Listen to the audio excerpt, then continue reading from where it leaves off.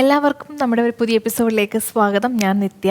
അപ്പം ഇന്ന് നമ്മൾ വാസ്തുവിനെ പറ്റിയിട്ടാണ് സംസാരിക്കാൻ പോകുന്നത്. ഇപ്പം നമ്മുടെ വാസ്തുവിനെ പറ്റിയിട്ടുള്ള ഒരുപാട് ടോപ്പിക്കുകൾ കവർ ചെയ്തു. അതൊന്നും അവസാനിക്കുന്നില്ല. ഒരുപാട് ഇനി സംശയങ്ങൾ നമ്മളോട് നമ്മുടെ വീഡിയോ കാണുന്നവർ ചോദിക്കുന്നുമുണ്ട്. അപ്പം നമുക്ക് സാറിനെ സ്വാഗതം ചെയ്യാം. സാർ നമസ്കാരം. നമസ്കാരം. നമ്മൾ കഴിഞ്ഞ എപ്പിസോഡുകളിലൊക്കെ വാസ്തുവിനെ പറ്റിയിട്ട് അതൊരു വീട് വയ്ക്കുന്നതിനെ പറ്റിയിട്ടാണ് നമ്മൾ സംസാരിച്ചത്. നമ്മുടെ ഈ അമ്പലക്കുളങ്ങൾ അപ്പം അതൊക്കെ എന്ന് പറയുമ്പോൾ ഒരു ദൈവമുണ്ട്, ഒരു പോസിറ്റീവ് എനർജി ഉള്ള ഒരു സ്ഥലമാണ്. അവിടെയും വാസ്തു നോക്കിയിട്ടൊക്കെ വെക്കാറുണ്ടോ? അമ്പലങ്ങളും അമ്പലക്കുളങ്ങളും ഒക്കെ. അമ്പലങ്ങളും അമ്പലക്കുളങ്ങളും ദൈവിക സാന്നിധ്യം നിറഞ്ഞു നിൽക്കുന്നില്ലേ? അവിടെ വാസ്തു ദോഷമുണ്ടോ എന്നല്ലേ ചോദ്യം. ദൈവത്തിനെ വാസ്തുവിന്റെ കൺട്രോളില്ല. ഒരു കഥയുണ്ട്. അത് ഇവിടെ ഈ സ്റ്റുഡിയോയിലാണ്, ഏത് സ്റ്റുഡിയോയിൽ പറഞ്ഞെന്നറിയാൻ അറിയത്തില്ല. ദൈവങ്ങൾ പോലും വാസ്തുവിനുള്ളിലാണ്. അതിനൊരു സമാന്തരമായ കഥയെന്ന് വെച്ച് കഴിഞ്ഞാൽ, പരമശിവൻ പാർവതി ശിവനെ കാണാൻ, മഹാദേവനെ കാണാൻ ഒരുപാട് അതിഥികൾ വരുമല്ലോ. അതിൽ അസുരന്മാരും ദേവന്മാരും ഉണ്ടല്ലോ. അപ്പം അസുരന്മാർ വരുന്ന രീതിയിൽ ആ തലവെട്ടിയൊക്കെ ഇട്ട് ആൾക്കാരൊക്കെ കയറി വരുമ്പോഴത്തേക്കും അമ്മയ്ക്ക് ഭയങ്കര വിഷമമാണ്.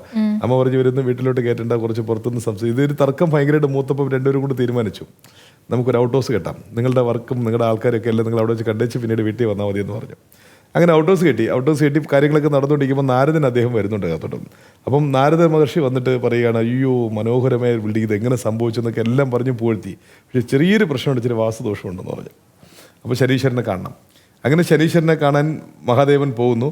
അപ്പോൾ ഭാര്യ പറയുന്നു, ഒരുപക്ഷെ ശനീശ്വരൻ സമ്മതിച്ചില്ലെങ്കിൽ, അപ്പോൾ പറഞ്ഞു, അങ്ങനെയാണെങ്കിൽ ഞാൻ അവിടെ നിന്ന് ഒടുക്ക കൊട്ടാം, അപ്പോൾ ഇവിടെ നിന്ന് ഇടിച്ചേക്ക്. ശനീശ്വരൻ പറഞ്ഞിരിക്കേണ്ട ആവശ്യമില്ലല്ലോ, ഈഗോ. കാരണം രണ്ടുപേരും ഈശ്വരന്മാരല്ലേ. അങ്ങനെ ഒരു സാഹചര്യത്തിൽ അവിടെ പോയപ്പോൾ ശനീശ്വരൻ, അല്ലയോ മഹാദേവ, എന്തിനാ ഇവിടം വരെ വന്നത്? ഒരു വാക്ക് പറഞ്ഞില്ലേ, അങ്ങനെ ഞാനൊന്ന് കണ്ടേനെന്ന്. അല്ലല്ലോ, എൻ്റെ ഫാമിലി പ്രശ്നം, അതുകൊണ്ട് ഞാൻ വന്ന് കണ്ടതാ. എന്താ പ്രശ്നം എന്ന് ചോദിക്കുമ്പോൾ പറയുന്നു, ഞാനൊരു വീട് കെട്ടിച്ചിരി വാസ്തുദോഷമുണ്ട്, അത് പറയാൻ കൂടി. മഹാദേവൻ്റെ വീടിൻ്റെ വാസ്തുദോഷമോ അങ്ങനെ എന്തെങ്കിലും ഉണ്ടെങ്കിൽ തന്നെ അടിയൻ അത് ചെയ്യത്തില്ല. അതുകൊണ്ട് മഹാദേവൻ ഒരു കാരണവശാലും വിഷമിക്കേണ്ട, നിങ്ങൾ സന്തോഷമായിട്ട് പോയിക്കൊള്ളൂ എന്ന് പറഞ്ഞ്. ഓക്കെ. അപ്പോൾ പോകുന്ന വഴിക്ക് റിക്വസ്റ്റ് ചെയ്തു, ഞങ്ങളുടെ നാട്ടിലും ഞങ്ങളുടെ കൊട്ടാരത്തിലും മഹാദേവൻ വന്നില്ലേ, ഇച്ചിരി താണ്ഡവം കളിച്ച് പോകുമെന്ന് ചോദിച്ചു. അപ്പോഴത്തേക്കും പിന്നെ ഇത്രയും വലിയ സഹായം ചെയ്തു തന്ന ശനീശ്വരന് ഒരു താണ്ഡവമില്ലെന്ന് പറഞ്ഞ് മഹാദേവൻ അവിടെ നിന്ന് ഒരു ചെറിയ താണ്ഡവ നൃത്തം ആടിയെന്നും, അപ്പോൾ കയ്യിലുള്ള ഒടുക്ക അറിയാതെ ചലിച്ചുവെന്നും ഇത് കേട്ട് ദേവി എന്ത് വിചാരിക്കുന്നു, ഒക്കെ പൊട്ടിക്കേണ്ട സമയമായി ഒടുക്ക ശബ്ദം കേട്ട് ദേവി വീട് പൊട്ടിച്ചു. പിന്നെ മഹാദേവൻ സന്തോഷത്തോടെ സന്തോഷ വാർത്ത പറയാൻ വന്നപ്പോഴത്തേക്കും കൺമുമ്പിൽ കാണുന്ന പൊട്ടിയ വീടാണ്. അപ്പോൾ പിന്നെ എന്ത് പറ്റിയെന്ന് ചോദിക്കുമ്പം ഇങ്ങനെ സമ്മതിച്ചു. പിന്നെ ഇല്ല, ഞാൻ ഒടുക്കര ശബ്ദം കേട്ടു, ഞാൻ ഡാൻസ് കളിച്ചിട്ട്, ഇങ്ങനെയൊക്കെയുള്ള ഒരു കഥയാണ്. ഞാൻ പറഞ്ഞിട്ടുണ്ടെന്ന് തോന്നുന്നു. അപ്പം സമയമില്ല, അതുകൊണ്ട് പടപടാന്ന് പറഞ്ഞു പോയത്. അപ്പോൾ ഇതിൻ്റെ രത്ന ചുരുക്കം എന്ന് വെച്ച് കഴിഞ്ഞാൽ, സാക്ഷാൽ ദൈവങ്ങൾക്ക് പോലും വാസ്തുവിനുള്ളിലാണ്. കാരണം അത് മഹാദേവനായതുകൊണ്ടാണ് ഒരു തന്ത്രപരമായി ശനീശ്വരൻ ആ വീടിനെ എടുത്തു മാറ്റി. കാരണം മഹാദേവനെ വിധിക്കാൻ മാത്രം പറ്റില്ല. അപ്പം അതിന് കാരണമായ വീടിനെ പൊട്ടിക്കലേ നിവൃത്തിയുള്ളൂ.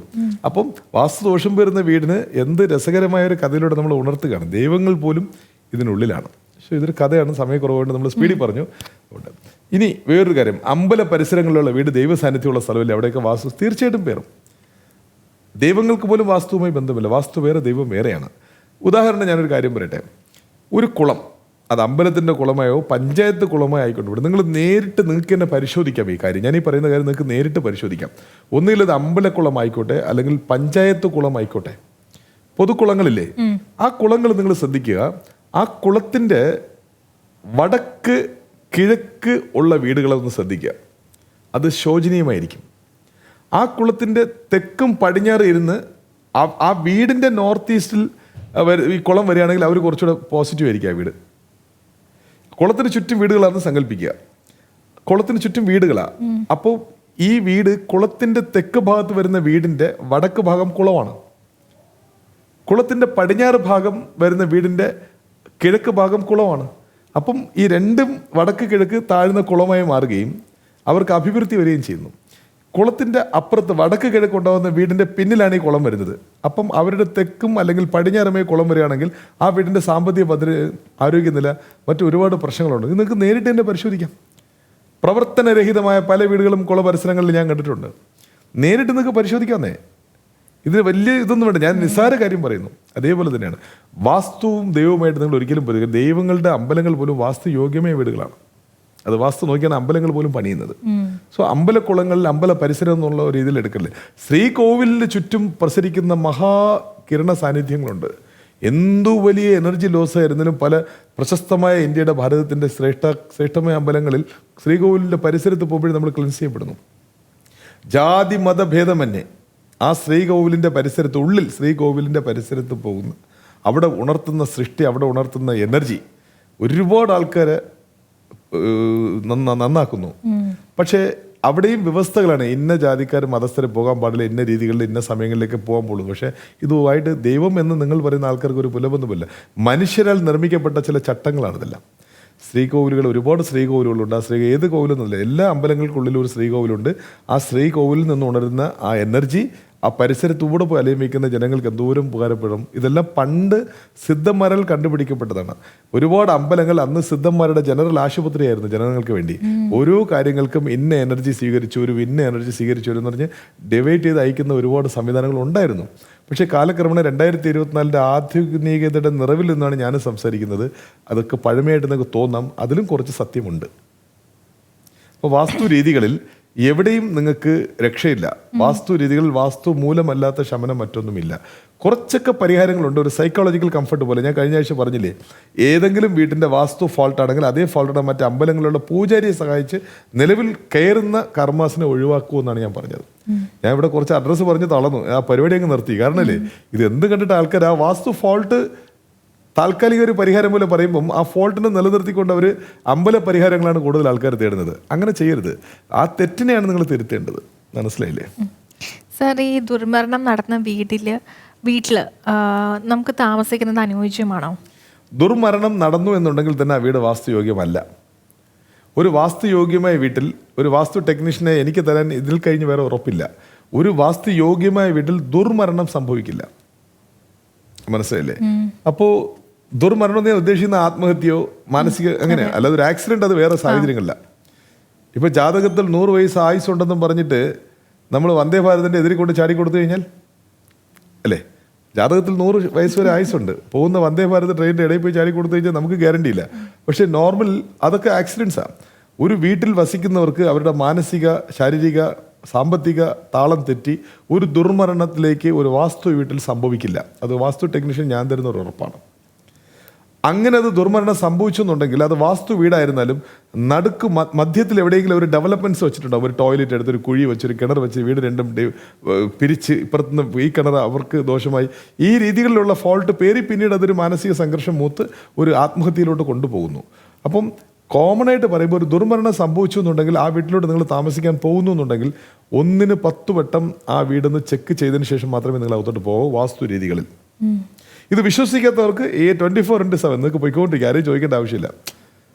അത് വിശ്വസിക്കുന്നില്ല, അതുകൊണ്ട് അവർക്ക് വിശ്വസിക്കുന്നവർ ഒന്നുകൂടെ പരിശോധിച്ച് പോകും.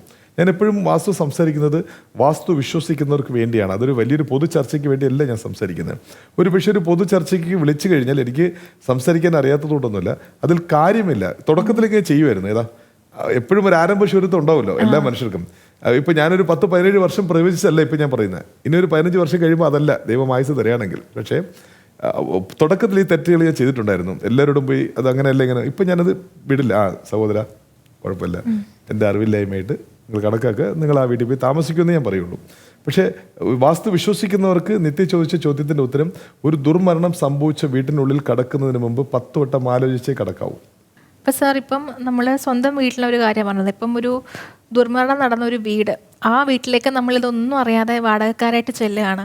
അപ്പം എന്ത് സൈനായിരിക്കും നമുക്ക് അവിടെ നിന്ന് കിട്ടുക, ഒരു നെഗറ്റീവ് എനർജി? ഓക്കെ, അതിൻ്റെ ഉത്തരം നിങ്ങൾ 1ന് 10 വട്ടം ആലോചിച്ചും ചിന്തിച്ചും പോകണമെന്ന് പറഞ്ഞു. അതിലും ആ ഒരു റീസൺ നിങ്ങൾക്ക് കിട്ടാതെ നിങ്ങൾ പോവുകയാണെങ്കിലും അവ കിട്ടുന്ന സൈൻ അങ്ങനെ. എർത്ത് ബോൺ സോൾസ് എന്ന് പറഞ്ഞൊരു സെക്ഷനുണ്ട്.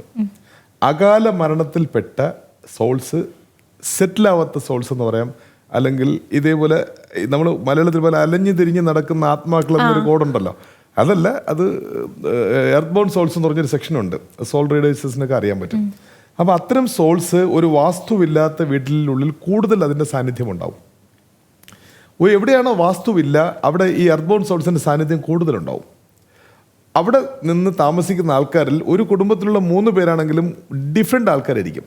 ഡേറ്റ് ഓഫ് ബർത്ത് ബേസിൽ, പേര് ബേസിൽ, അല്ലെങ്കിൽ ജോലി ചെയ്യുന്ന സ്ഥാപനത്തിൻ്റെ വാസ്തു ബേസിൽ ഒരു എനർജി ഫുൾ ആയിട്ടുള്ള ആൾക്കാരായിരിക്കും. പക്ഷേ ചിലപ്പോൾ അവിടുത്തെ ഒരു വീട്ടമ്മയോ അല്ലെങ്കിൽ മറ്റേതെങ്കിലും ദിശ നടക്കുന്ന ആൾക്കാർക്ക് ഒരു ബലഹീന സാഹചര്യമുള്ള ആൾക്കാരേക്കെല്ലാം ഈ എർത്ത് ബോൺ സോൾസിൻ്റെ സാന്നിധ്യം കൂടുതൽ അവർ അനുഭവപ്പെടും.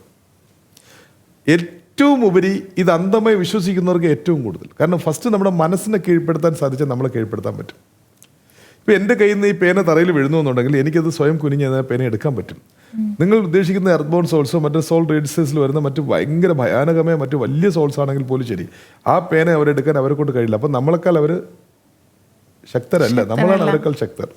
ഈ ഒരു മനസ്സിൻ്റെ ധൈര്യം മനസ്സിൽ വെച്ച് പോയി കഴിഞ്ഞാൽ നിങ്ങൾക്ക് ഒരു പ്രശ്നം ഉണ്ടാവത്തില്ല. നിങ്ങളതിനെ ഭയക്കാൻ തുടങ്ങിക്കഴിഞ്ഞാൽ ആ എനർജി നിങ്ങളിൽ ആധിപത്യം സ്ഥാപിക്കുന്നു എന്നുള്ളതാണ് ഞാൻ ഈ പറയാൻ പോകുന്നത്. ഭയന്നാൽ പിന്നെ ഭയന്ന് തന്നെയാണ് ജീവിക്കേണ്ടത്. ഒത്തിരി ആൾക്കാർ ഇപ്പം നമ്മുടെ വിദേശങ്ങളിലും പല രാജ്യങ്ങളിലും ഇതെല്ലാം ഉണ്ട്, അവിടെ എല്ലാം ഈ സോൾ സംവിധാനങ്ങൾ ഉണ്ടെങ്കിൽ പോലും അവിടുത്തെ ജനങ്ങൾ അതിനെ കെയർ ചെയ്യുന്നില്ല. ഈവൻ അവർക്ക് ഭക്തി പോലും ഇല്ല. അവരുടെ മനസ്സിനെ കീഴ്പ്പെടുത്താടത്തോളം കാലം ഒരു ശക്തി അവരെ കീഴ്പ്പെടുത്താൻ പറ്റില്ല. പക്ഷെ നമ്മളിൽ കൂടുതലും മനസ്സ് കീഴ്പ്പെടും ഭക്തിയിലൂടെ വളരുന്ന ആൾക്കാരായതുകൊണ്ടാണ് ഇത്തരം കാര്യങ്ങളിലൂടെ നിങ്ങൾ ശ്രദ്ധിക്കാമെന്ന് പറയുന്നത്. അങ്ങനെ ഒരു പക്ഷേ അവിടെ അങ്ങനെ ഒരു സാന്നിധ്യം അവർ മനസ്സിലാവുന്നുണ്ടെങ്കിൽ എന്ത് ചെയ്യുന്നു വെച്ച് കഴിഞ്ഞാൽ, ഒരു കുഞ്ഞു പച്ചക്കറി അരിയുന്നതാണെങ്കിൽ ശരി, പെട്ടെന്ന് കൈ മുറിഞ്ഞ് രക്തം കാണും നിങ്ങൾ. ജസ്റ്റ് നമ്മൾ കാല് തടുക്കി വീഴുന്നതാണെങ്കിൽ ശരി, കാല് പെട്ടെന്ന് ഫ്രാക്ചറായി അത് നിങ്ങൾ ജസ്റ്റ് ഒരു തടുക്കി വീഴുന്നതായിരിക്കും, പക്ഷെ അത് എല്ല് പൊട്ടും വേണമെങ്കിൽ. ഇത് ദുർമരണം വീട്ടിൽ താമസിക്കുന്നവർക്കറിയാം. എന്തെങ്കിലും ചെയ്യുമ്പോഴത്തേക്കും ഒരു ഭയം, അല്ലെങ്കിൽ പെട്ടെന്നൊരു നെഗറ്റീവ്, അല്ലെങ്കിൽ ഒരു നല്ലൊരു ജീവിതശൈലി നയിക്കുന്ന ഒരാളായിരിക്കാം. ആ വീട്ടിൽ താമസത്തിന് ശേഷം മെല്ലെ മെല്ലെ അവരുടെ സ്വഭാവങ്ങൾ അത് മാറുന്നു. എർത്ത് ബോൺ സോൾസിൻ്റെ പ്രേരണ രൂപേണ അല്ലെങ്കിൽ അതിൻ്റെ സാന്നിധ്യങ്ങളെല്ലാം ഇത്തരം വെളിപ്പെടുത്തലുണ്ടാകും. ഞാൻ എപ്പോഴും പറയാൻ ആഗ്രഹിക്കുന്ന കാര്യം എന്ന് വെച്ച് കഴിഞ്ഞാൽ, ഒരു സബ്ജക്റ്റ് സംസാരിക്കുമ്പോൾ ഇടയ്ക്കുന്ന് സംസാരിക്കുമ്പോൾ കേൾക്കുന്നവർ തൃപ്തരല്ല. ഇതൊക്കെ വലിയ സബ്ജക്റ്റാണ്. എർത്ത് ബോൺ സോൾസ് എന്ന് പറഞ്ഞാൽ വലിയ സബ്ജക്റ്റാണ്, മനസ്സിലായില്ലേ? അതുപോലെ തന്നെ ഞാൻ കുറച്ചു മുമ്പ് സംസാരിച്ച ഏഞ്ചൽ നമ്പേഴ്സ്, അത് വലിയ സബ്ജക്റ്റാണ് അതൊക്കെ. അപ്പോൾ അതിൻ്റെ ബേസ് തൊട്ട് പറഞ്ഞ് കേട്ട് വരുമ്പം അവർ കണക്ട് ചെയ്ത് കൊണ്ടുവരും. പെട്ടെന്നൊരു ചോദ്യവും ഒരു ഉത്തരവും ആകുമ്പോഴത്തേക്കും കേൾക്കുന്നവർ എത്രത്തോളം അത് മനസ്സിലാക്കുന്നതെന്ന് അറിയത്തില്ല. അപ്പോൾ എനിക്ക് എന്തുകൊണ്ട് ഞാൻ ഇപ്പം ആരെങ്കിലും ഫോൺ ചെയ്യുമ്പോൾ സംസാരിക്കുമല്ലോ, ആരെങ്കിലൊക്കെ സംശയം എന്നെ വിളിക്കുമല്ലോ എന്നുള്ള പ്രതീക്ഷയില ഞാനിങ്ങനെ സംസാരിക്കുന്നത്. എർത്ത് ബോൺ സബ്ജക്റ്റ് എന്ന് പറയുന്നത് കന്നിമൂലയിൽ ഫോൾട്ടുള്ള ഏകദേശം വീട്ടിലും എർത്ത് ബോൺ സോൾസിൻ്റെ സാന്നിധ്യം കൂടും. കന്നിമൂല പ്രോബ്ലം വീക്കായിരിക്കുന്ന ഏകദേശം വീട്ടിലും എർത്ത് ബോൺ സോൾസിൻ്റെ സാന്നിധ്യം കൂടുന്നു. അവിടെ നിന്ന് ഏതൊക്കെ ഡിഗ്രിയിൽ എന്തൊക്കെ പ്രശ്നമുള്ളത് അനുസരിച്ച് അവിടുത്തെ സ്ത്രീ പുരുഷനെ വിഭജിച്ചെടുക്കാം.